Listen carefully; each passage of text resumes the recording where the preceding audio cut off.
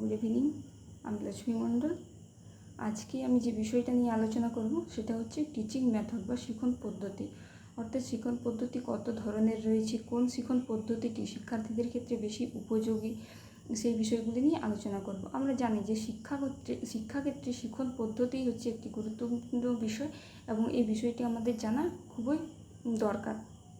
তো আজকে যে আমি মূল বিষয়গুলি নিয়ে আলোচনা করব সেগুলি হলো, প্রথমে হচ্ছে what is the lecture method, discuss the characteristics of laboratory method, write a short note on problem solving method, then mention the importance of heuristic method. তো ফার্স্ট হচ্ছে লেকচার মেথড। লেকচার মেথড কি? আমরা জানি যে প্রাচীন যুগ থেকে গুরুকুল শিক্ষা ব্যবস্থা যখন ছিল তখন থেকে কিন্তু এই লেকচার মেথড চলে এসেছে। লেকচার মেথডে কীভাবে পড়ানো হয়? এখানে শিক্ষকই মূল শিক্ষার কেন্দ্রবিন্দু, কারণ এখানে শিক্ষক শিক্ষা দান করেন এবং শিক্ষার্থীরা সেখানে শুধুমাত্র নিষ্ক্রিয় শ্রোতা হিসেবে থাকেন এবং প্রয়োজন হলে তারা তাদের নোট গ্রহণ করেন। কিন্তু এখানে শিক্ষার্থীর কোনো রোল থাকে না, এখানে শিক্ষকই শুধুমাত্র পড়িয়ে যান এবং শিক্ষকই জ্ঞানের মূল উৎস থাকে। আমরা পয়েন্টগুলির মধ্যে দেখে নেব যে যেমন আছে টিচার সেন্টার্ড মেথড, অর্থাৎ টিচারই হচ্ছে এই মেথডের মূল কেন্দ্রবিন্দু বা এই পদ্ধতিটির শিক্ষক হচ্ছে মূল শিক্ষকই মূল হচ্ছে, শিক্ষার্থীরা কিন্তু এখানে শুধুমাত্র শ্রোতা হিসেবেই থাকে। নেক্সট হচ্ছে টিচার এক্সপ্লেন কনসেপ্ট, অর্থাৎ টিচার এখানে যে কন্টেন্টগুলো থাকে, যে বিষয়গুলো থাকে, সেই বিষয়গুলো কিন্তু টিচারই এক্সপ্লেন করে, শিক্ষার্থীরা শুধুমাত্র শুনে যায়। শিক্ষার্থীরা কিন্তু এখানে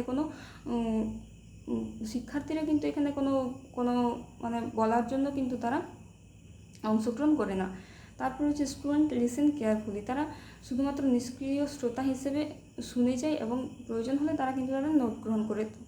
সাধারণত শিক্ষার্থীরা এখানে নিষ্ক্রিয় শ্রোতা হিসেবেই থাকে। নেক্সট হচ্ছে টাইম সেভিং মেথড। এটা হচ্ছে একটা টাইম সেভিং পদ্ধতি, কারণ এখানে বিভিন্ন সাবজেক্ট বা বিভিন্ন সাবজেক্টের ক্ষেত্রে এটি প্রযোজ্য বা অনেকজন শিক্ষার্থীকে কিন্তু এই পদ্ধতির মাধ্যমে পড়ানো যায়, তাই এখানে কি টাইমটা অনেক কম লাগে এবং শিক্ষাটা ভালো হয়। নেক্সট হচ্ছে সুইটেবল ফর লার্জ ক্লাস, অর্থাৎ এখনই বললাম যে অনেকগুলি শিক্ষার্থী যদি থাকে বা যদি ক্লাসটা বড় থাকে তাহলে কিন্তু এই লেকচার মেথড খুব উপযোগী। নেক্সট হচ্ছে ইজি টু অর্গানাইজ, অর্থাৎ এই পদ্ধতিতে পড়াতে গেলে কিন্তু অর্গানাইজ করাটাও ইজি, কারণ এখানে কোনো মডেল বা চার্ট বা এইসব কিছু ডেমনস্ট্রেশন করার জন্য বানাতে হয় না, কারণ এখানে সিম্পল শিক্ষক ক্লাসে আসেন এবং ক্লাসে আসে তার যে বিষয়বস্তু থাকে সেটা কিন্তু পড়েই যান, সেটা মৌখিকভাবে। নেক্সট হচ্ছে আমরা জানবো যে ল্যাবরেটরি মেথড কী। ল্যাবরেটরি মেথড আমরা জানি কথার মধ্য দিয়েই বুঝতে পারছি যে ল্যাবরেটরি মেথড হচ্ছে যে ল্যাব বেসড, যেখানে শিক্ষার্থীরা কি হাতে কলমে কিছু কাজ করতে পারে। তো আমরা মূলত ক্যারেক্টারিস্টিক্স অফ ল্যাবরেটরি মেথড অর্থাৎ এর বৈশিষ্ট্যগুলি জানবো। তো ফার্স্ট হচ্ছে লার্নিং বাই ডুইং, অর্থাৎ কর্মের মধ্য দিয়ে শিক্ষা, অর্থাৎ তারা হাতে কলমে, আমরা জানি যে সায়েন্সের যে এখানে আমরা যে ছবিটা দেখতে পাচ্ছি যে সায়েন্সের বিভিন্ন কাজকর্ম ল্যাবের মধ্য দিয়ে হয়ে থাকে, এছাড়াও সব বিষয়ের ক্ষেত্রেই কিন্তু ল্যাবরেটরিতে কাজ হয়ে থাকে। তো ল্যাবরেটরিতে কাজ করলে শিক্ষার্থীরা কি হাতে কলমে বিভিন্ন জিনিস দেখে নিজেরা করে সেটা বিষয়টা বা সেই জ্ঞানটা অর্জন করে, তাই এটাকে বলা হচ্ছে learning by doing. Develop scientific attitude, অর্থাৎ তাদের একটা সায়েন্টিফিক অ্যাটিটিউড তৈরি হয়, তারা বিভিন্নভাবে চিন্তা করে কাজটা করে, তাই এখানে তাদের একটা সায়েন্টিফিক অ্যাটিটিউড ডেভেলপ হয়। তারপর হচ্ছে ফার্স্ট ইন এক্সপিরিয়েন্স, অর্থাৎ তাদের এখানে বিভিন্ন ধরনের অভিজ্ঞতা কাজ করার মধ্য দিয়ে হয়ে থাকে। অ্যাক্টিভ পার্টিসিপেশন, অর্থাৎ শিক্ষার্থীরা এখানে সবাই অ্যাক্টিভলি পার্টিসিপেট করে, অর্থাৎ নিজে কাজটা করে, অর্থাৎ নিজে সে অ্যাক্টিভ থাকে এবং পার্টিসিপেট করে প্রত্যেকটি কাজে। নেক্সট বলছে রেজাল্ট ইন বেটার আন্ডারস্ট্যান্ডিং, অর্থাৎ এখানে যে এই ল্যাবরেটরি মেথডের মধ্য দিয়ে যে শিক্ষাটা হয় সেই শিক্ষাটা কিন্তু মানে রেজাল্টটা খুব ভালো হয়, কারণ তারা নিজের হাতে কলমে দিয়ে কাজটা শিখছে।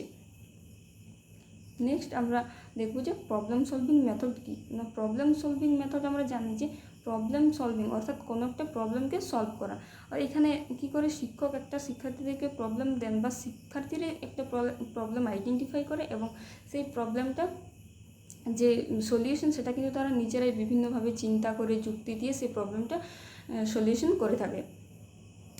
তো এটাকে বলা হচ্ছে প্রবলেম সলভিং মেথড। নেক্সট আমরা দেখবো যে characteristics of problem solving method, কী কী বৈশিষ্ট্য রয়েছে এই মেথডে। ফার্স্ট হচ্ছে স্টুডেন্ট সেন্টার্ড অ্যাপ্রোচ। আমি আগের যে আমরা পড়লাম লেকচার মেথড, সেটা ছিল টিচার সেন্টার্ড, অর্থাৎ সেখানে টিচারই মূল কেন্দ্রবিন্দু ছিল, কিন্তু প্রবলেম সলভিং মেথড হচ্ছে স্টুডেন্ট সেন্টার্ড। এখানে স্টুডেন্টরা কিন্তু মূল কেন্দ্রবিন্দু, অর্থাৎ শিক্ষার্থী এখানে নিজে প্রবলেম আইডেন্টিফাই করে, বা টিচার যে প্রবলেমটা দেন সেই প্রবলেমটা সলিউশন কিন্তু তারা নিজেরা বার করে, তারা বিভিন্নভাবে চিন্তা করে, যুক্তি দিয়ে এবং বিভিন্ন ওয়েতে সেই মানে সমস্যাটার সমাধান করে থাকে, তাই এটাকে বলা হচ্ছে স্টুডেন্ট সেন্টার্ড অ্যাপ্রোচ। নেক্সট হচ্ছে এনকারেজ ক্রিটিক্যাল থিঙ্কিং। যেহেতু তারা সমস্যাটা সমাধান করবে, তার জন্য তাদেরকে বিভিন্নভাবে ভাবতে হয়, বিভিন্ন ওয়েতে ভাবতে হয়, কোন পদ্ধতিটা কোন কোনটা বেশি উপযোগী হবে যে এই সমস্যাটা সমাধানের ক্ষেত্রে। তো এটা শিক্ষার্থীরা নিজেরা ভেবে থাকে। তারপরে বলছে ডেভেলপস অ্যানালিটিক্যাল থিঙ্কিং, অর্থাৎ তাদের যে বিশ্লেষণ করার ক্ষমতা, তারা যে সমস্যাটা রয়েছে সেটাকে ছোটো ছোটো করে ভাগ করে এবং কীভাবে কোথার থেকে শুরু করলে কীভাবে করলে সমস্যাটা ভালোভাবে সমাধান করা যায় সেটা তারা করে থাকে। তাই বলা হয়েছে যে ডেভেলপ অ্যানালিটিক্যাল স্কিল, তাদের যে অ্যানালিটিক্যাল স্কিল সেটাও কিন্তু ডেভেলপ হয়ে থাকে এই প্রবলেম সলভিং মেথডের মধ্য দিয়ে। নেক্সট হচ্ছে প্রমোট অ্যাক্টিভ পার্টিসিপেশন। এখানেও কিন্তু ল্যাবরেটরি মেথডের মতোই বলছে যে অ্যাক্টিভ পার্টিসিপেশন থাকে, তারা যেহেতু নিজেরা সমস্যাটা সমাধান করছে তাহলে অ্যাক্টিভ পার্টিসিপেশন অবশ্যই থাকবে। বিল্ডস কনফিডেন্স অ্যান্ড ইন্ডিপেন্ডেন্স, তাদের মধ্যে একটা কি আত্মবিশ্বাস, একটা কনফিডেন্স, একটা স্বাধীনতা তৈরি হয়, কারণ তারা স্বাধীনভাবে নিজে কাজটা করছে, তাদের একটা স্বাধীন মনোভাব তৈরি হয় এখান থেকে। Leads to deep understanding and long term retention, অর্থাৎ তারা জিনিসটা নিজেরা যেহেতু সমস্যাটা সমাধান করছে তাই তাদের এখানে একটা ডিপ আন্ডারস্ট্যান্ডিং হয় এবং তারা বেশি সময় ধরে বিষয়টাকে মনে রাখতে পারে। নেক্সট আছে যে step of problem solving method. এই যে আমরা কোনো একটা প্রবলেম সলভ করছি সেটা কিন্তু একটা স্টেপ রয়েছে, একটা স্টেপ ওয়াইজ কিন্তু সমস্যাটা সমাধান হয়। তো ফার্স্ট কি আইডেন্টিফাই দ্য প্রবলেম, অর্থাৎ একটা প্রবলেম আইডেন্টিফাই করা, তারপর সেটাকে অ্যানালাইজ দ্য প্রবলেম, অর্থাৎ সেটাকে অ্যানালাইজ করা বা প্রবলেমটার কারণ কী, কোথা থেকে শুরু হয়েছে, কীভাবে এটা করলে ঠিক হবে। নেক্সট হচ্ছে জেনারেট পসিবল সলিউশন, অর্থাৎ কি কত ধরনের বিভিন্ন ধরনের সলিউশন হতে পারে একটা সমস্যা সমাধানের জন্য। তো প্রথমে তারা কি অনেকগুলি সমাধানের কথা ভাবে যে এইভাবে সমাধান করা যেতে পারে, এইভাবে করা যেতে পারে। তারপর কি নেক্সট হচ্ছে যে সিলেক্ট দ্য বেস্ট সলিউশন, তারপর তারা বাছাই করে যে কোন সলিউশনটা কোনটা বেশি উপযোগী এটা সলিউশনের ক্ষেত্রে, তারপর সেটা তারা ইমপ্লিমেন্ট করে এবং নেক্সট সেটা রেজাল্ট তারা দেখে। তো এইভাবে প্রবলেম সলভিংয়ের স্টেপটা রয়েছে।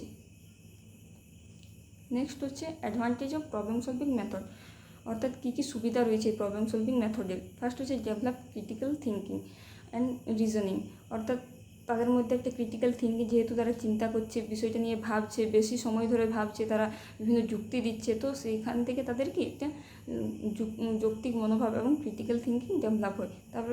তারপর হচ্ছে যে encourages active learning and participation, যেহেতু তারা সমস্যাটা নিজেরা সমাধান করছে তাহলে সেখানে তাদেরকে একটা অ্যাক্টিভ পার্টিসিপেশন থাকছে, তাদের অ্যাক্টিভলি তারা লার্ন করতে পারছে বিষয়টা।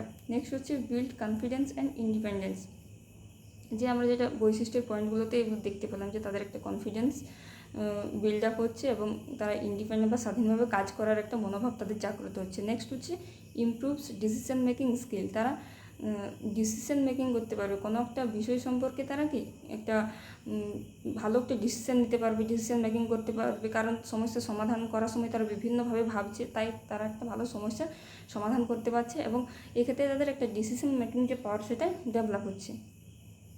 নেক্সট হচ্ছে প্রমোট ক্রিয়েটিভিটি অ্যান্ড ইনোভেশন, তাদের মধ্যে একটা ক্রিয়েটিভিটি এবং ইনোভেশন, কারণ তারা বিভিন্ন ওয়েতে সলিউশন করার জন্য ভাবছে, তো তাদের মধ্যে কি ভাবতে ভাবতে একটা ক্রিয়েটিভ থিঙ্কিং বা একটা ইনোভেটিভ নতুন কিছু ভাবার একটা ক্ষমতা তাদের মধ্যে তৈরি হচ্ছে। Provides long lasting understanding and better retention, তাদের মধ্যে যে আন্ডারস্ট্যান্ডিংটা লং লাস্টিং হয়, তারা বেশি দিন মনে রাখে, নিজে যেহেতু কাজটা করছে, তারপর তাদের বেটার রিটেনশন হয়, বেশি দিন মনে থাকে।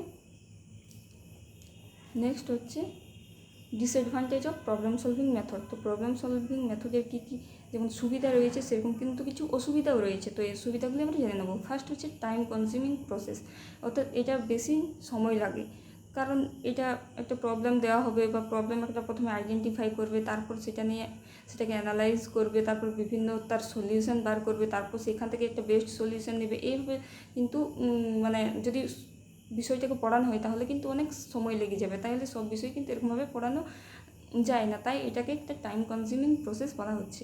তো হচ্ছে requires well trend and skill teacher, এখানে মানে ওয়েল ট্রেন্ড স্কিল টিচার দরকার, কারণ একটা যে প্রবলেম দেওয়া হবে সেই প্রবলেমটা কী ধরনের হবে এবং শিক্ষার্থীদেরকে যে গাইড করা সেটা কিন্তু সেই জন্য কিন্তু একটা স্কিল টিচার বা ট্রেন টিচার দরকার হয়।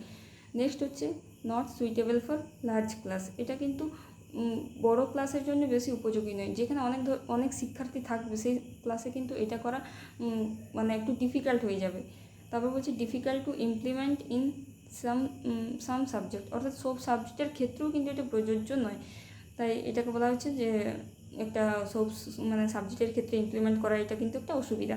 Student may get confuse and frustrate, অর্থাৎ এইটাতে কী একটা সমস্যা দেখা যাচ্ছে না, স্টুডেন্টরা কী হচ্ছে কনফিউজ অ্যান্ড ফ্রাস্ট্রেট হচ্ছে, যে শিক্ষার্থীরা যেহেতু যখন একটা সমস্যা দেখছে এবং সমস্যাটা সমাধান করার জন্য বিভিন্নভাবে ভাবছে, তখন কিন্তু তাদের মাথার মধ্যে একটা কনফিউজ সৃষ্টি হয়েছে, এইভাবে করলে বেশি ভালো সলিউশন পাবো না এইভাবে করলে বেশি ভালো সলিউশন পাবো, তাই তাদের মধ্যে একটা কনফিউজ অ্যান্ড ফ্রাস্ট্রেট তারা ফিল করছে, তো এটা একটা সমস্যা।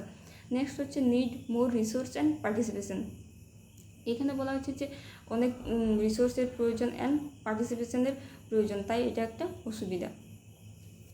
নেক্সট হচ্ছে হিউরিস্টিক মেথড হচ্ছে প্রবলেম সলভিং মেথডের মতোই। ওইখানে কী হয়েছিল যে একটা সমস্যা দেওয়া হতো এবং সমস্যাটার সমাধান শিক্ষার্থীরা করতো, এবং এই হিউরিস্টিক মেথডেও কিন্তু সেটা এখানে কোনো সমস্যার সমাধান নয়, এখানে কী করছে তারা নতুন কিছু ইনোভেটিভ কিছু আইডিয়া বা ইনোভেটিভ কিছু আবিষ্কার করছে, বা যেটাকে হিউরিস্টিক মেথডের বাংলা অর্থই হচ্ছে যে আবিষ্কারমূলক পদ্ধতি। তো আমরা এর ইম্পর্টেন্সগুলো জানবো যে কী কী ইম্পর্টেন্স রয়েছে। ফার্স্ট হচ্ছে it encourage independent thinking and self reliance. এখানে শিক্ষার্থীদের মধ্যে একটি স্বাধীন চিন্তার ক্ষমতা বৃদ্ধি পাচ্ছে হিউরিস্টিক পদ্ধতির মধ্যে দিয়ে, কারণ তারা নতুন কিছু আইডিয়া বা নতুন কিছু ইনোভেটিভ কিছু আবিষ্কার করছে। তাই it stimulus curiosity and a desire to learn, অর্থাৎ এখানে কী হচ্ছে শিক্ষার্থীদের একটা যে কিউরিসিটি বা একটা যে মানে জানার যে আগ্রহ, নতুন কিছু শেখার যে আগ্রহ, সেটা কিন্তু তাদের মধ্যে বৃদ্ধি পাচ্ছে বা তাদের মধ্যে দেখা যাচ্ছে, তারা চাইছে নতুন কিছু আবিষ্কার করার, তাদের একটা যে মানে জানার যে চাহিদা সেটা কিন্তু এখান থেকে তাদের ডেভেলপ হচ্ছে।